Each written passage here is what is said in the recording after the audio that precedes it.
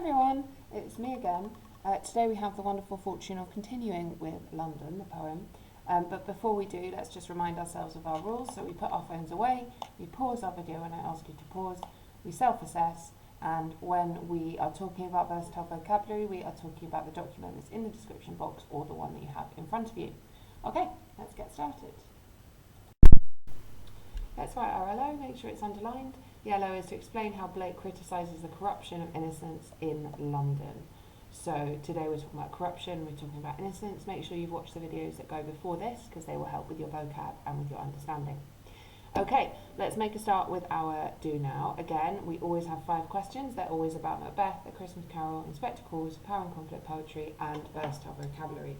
So if you haven't studied one of those, then miss it out, but if you have, give them all a go. Here are your questions.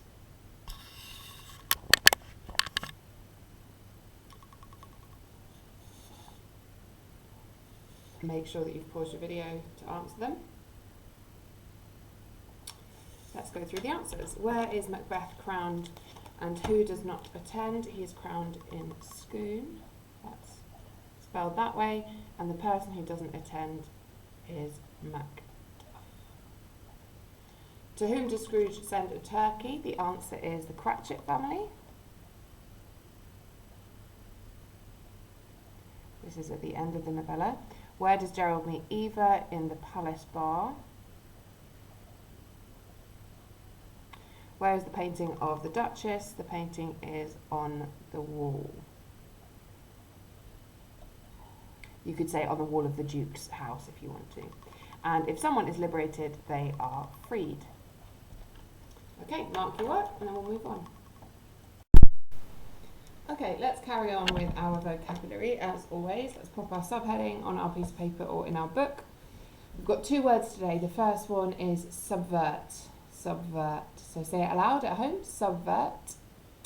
And if someone subverts an idea, they destroy its power by going against it. I've put in brackets there also transgress or undermine because those are 3 of my favourite words. So if I've taught you, you'll know them all together. But just copy the definition for me. If someone subverts an idea, they destroy its power by going against it. So pause your video and pop that definition in. Okay. So I'd like you to choose the 2 statements here that are examples of someone subverting something else. So someone subverting something else. Pause your video. Which 2 of these things are an example of someone subverting something else? Let's have a look at A, ignoring rules about traffic lights. That is an example of subverting a rule, because if you ignore the rules about traffic lights, you are going against those rules and you're destroying their power. If you just keep driving through red lights, you stop those red lights from having any power.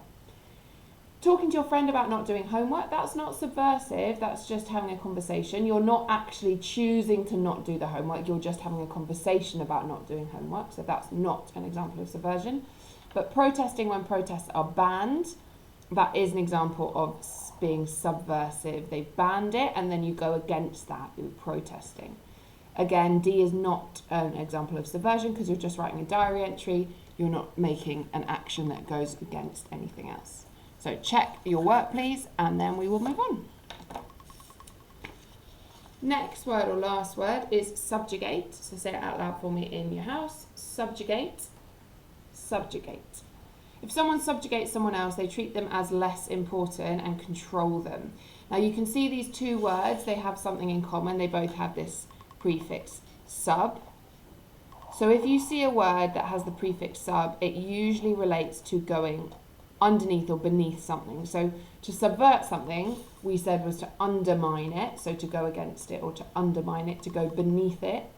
And to subjugate someone is to treat them as less important and control them, so to bring someone beneath you in terms of power. So the prefix sub there means to go beneath. If someone subjugates someone else, they treat them as less important and control them, so pause your video and copy the definition. And then let's have a look. I've got 4 more examples. Can you find the 2, please, that are examples of subjugation or someone being subjugated? So pause your video. What are the 2 that are examples of someone being subjugated? Let's have a look. They invaded and freed all of the prisoners. That's not to do with subjugation. B, they invaded and imprisoned all people. That is to do with subjugation because these people are being controlled and treated as less important. They invaded and gave everyone a passport. No, that's not subjugation, but they invaded and took away everyone's passport. That is subjugation because they are removing people's freedom and liberty and they're treating them as less important and they're controlling them. So B and D are the correct answers there of subjugation.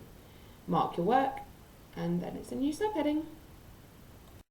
So we're going to just briefly recap a little bit more of the background of London before we start to look at the corruption of innocence.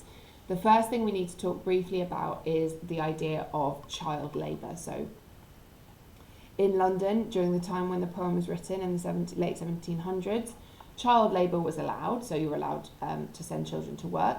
Not only that, but child labour was encouraged for such jobs like chimney sweeping. Chimneys were obviously very, very narrow, and so children were probably the best in terms of their physical size to be chimney sweeps. Now remember that we have the Industrial Revolution, we have people moving from the farms into the cities, to factories, to perhaps lower paid jobs. So for some people and for some families, it was essential that their children did go to work. So child labour was something that was necessary for a lot of people. Nowadays, it's not legal, but then at this time, it was legal. Now we know Blake believed in imagination and freedom and liberty, and especially in the innocence of children. And so for Blake and for other romantic poets, child labour would have been something that they were really horrified and disgusted by. And we can see that in the poem very, very clearly. Secondly, and lastly, there was a big movement at the time to try to get children to go to school. At this time, it was not mandatory, it was not kind of dictated by the government, it wasn't forced upon people and children to go to school. So children, it was optional for children to go to school. And a lot of this schooling was coming from the church, Sunday school movement, but some of it was coming from another movement, which was the movement to build state schools. There were two different kind of ways that you could get an education. But at this time, school was not mandatory, so was not forced, was not mandatory for children. And what that meant was lots and lots of children, especially ones whose families were in poverty, would have to go and work, so would have to be involved in child labour.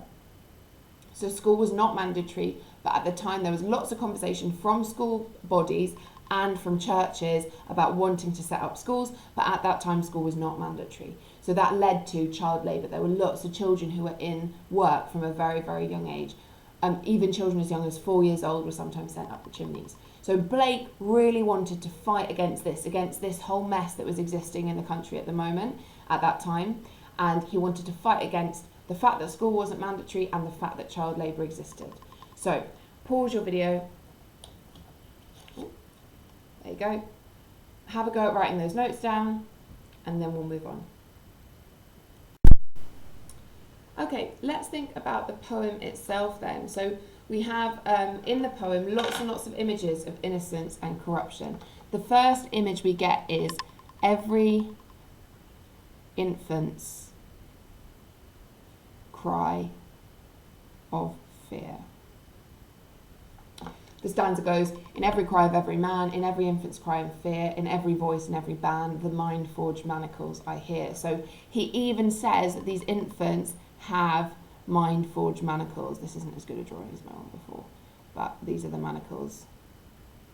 He even says that these infants have the manacles. In every cry of every man, in every infant's cry of fear, in every voice, in every band, the mind-forged manacles, I hear.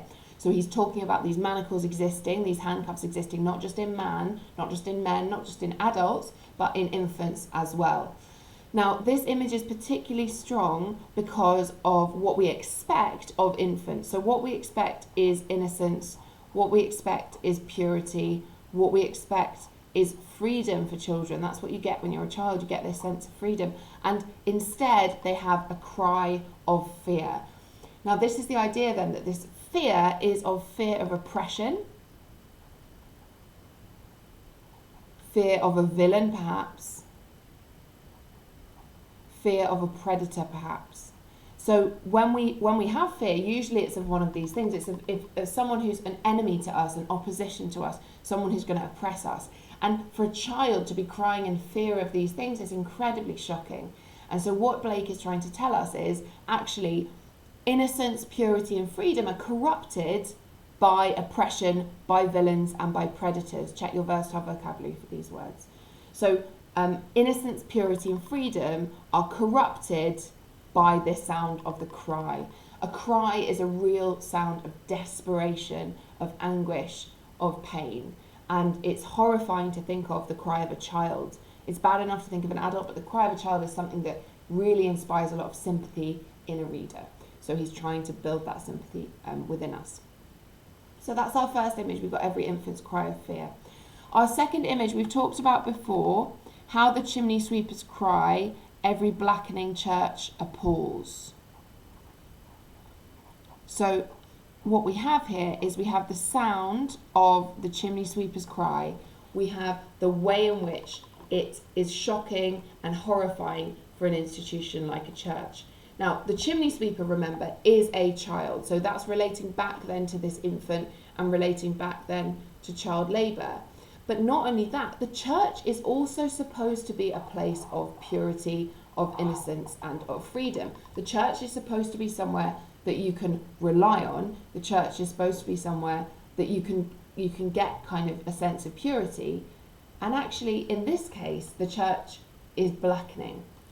Now, remember last lesson we talked here about how this blackening could be literal. It could be about the soot and the smoke and the dirt in London at the time. But it could also be to do with this build-up of sin. It could also be to do with this build-up of immorality that is existing on the church. So remember that we said it could be the literal, it could be the soot, it could be the pollution, but it also could be this sin, this immorality. And actually, what he's saying is really that he's blaming the church for the sin of, he's blaming the church for the sin of child labour. So he's blaming this church for creating these sins that exist in society. So in giving us this image of blackening, he's creating this sense that there's a build-up of sin, a build-up of immorality, and perhaps that the church itself is to blame for child labour. Again, we have this cry, this echoing cry that exists throughout the whole poem. It's quite powerful sound because it's repeated, and that makes us think that this corruption of innocence is almost inescapable. When you choose to when you choose to repeat a word in a poem or even in a text, in a novel, when you choose to repeat a poem, often when you choose to repeat a word, often you're choosing to repeat it because you want to reveal that idea or that concept is inescapable. So your aim there is to demonstrate that you can't free yourself from these cries. You can't free yourself from this echoing sound that surrounds you, that imprisons you. And it is their corruption that is the imprisoning force. So that cry is really, really evident of that. Okay, let's move on. Here we have an image we haven't looked at before. We have the youthful harlot. Harlot is a prostitute. Youthful harlot's curse. And it blasts the newborn infant's tear. So the stanza goes, but most through midnight streets I hear how the youthful harlot's curse blasts the newborn infant's tear and blights with plagues the marriage hearse.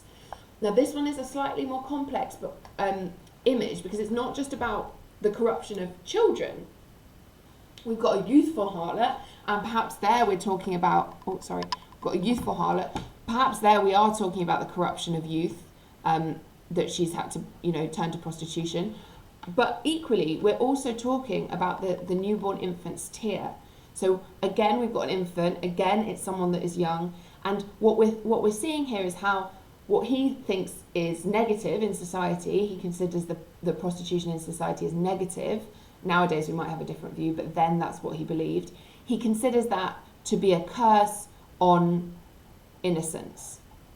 So he sees corruption in society to be cursing the newborn child. And that's a little bit similar to how the church is appalled and is blackening because of the sin of child labour. Here we have this youthful harlot and the way in which she is now causing this corruption to the newborn infant. Look at this newborn infant, he's so innocent, or they're so innocent, but their tear is being caused by that youthful harlot. So in this image we have still the idea of corruption, still the idea of innocence, and it just really echoes throughout the poem. So we've heard the sound of a cry throughout the poem, we've heard an infant throughout the poem, we've seen tears, we've seen manacles, we've heard about youth, and we've heard about corruption. And he doesn't really ever let that stop. That even exists in this final stanza of the poem. And a really vivid image that links to this youthful harlot's curse is the idea of a plague on the marriage hearse. Now there's lots of different interpretations of this plague. Some people say it's a venereal disease, some people say it's more of a moral plague. Whatever it is, the word plague means an infection.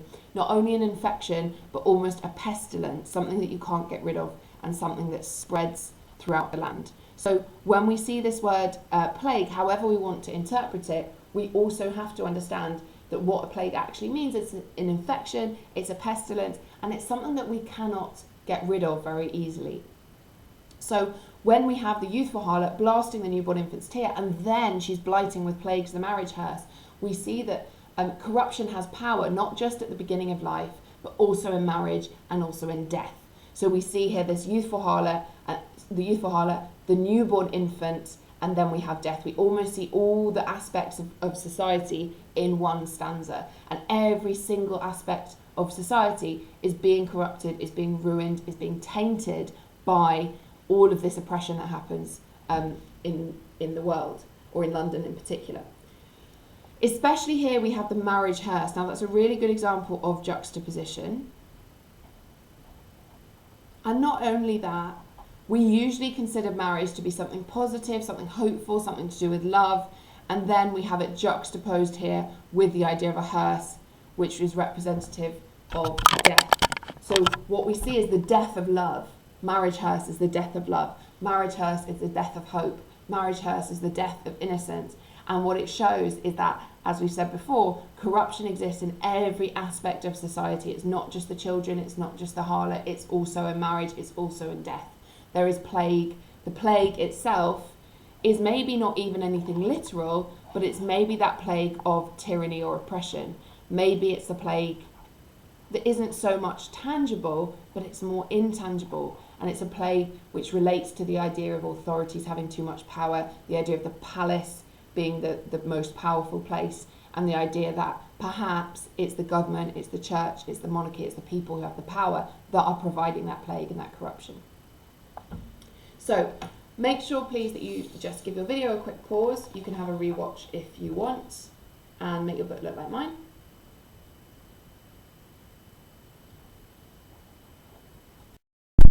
And now move on to the quiz. Thanks guys.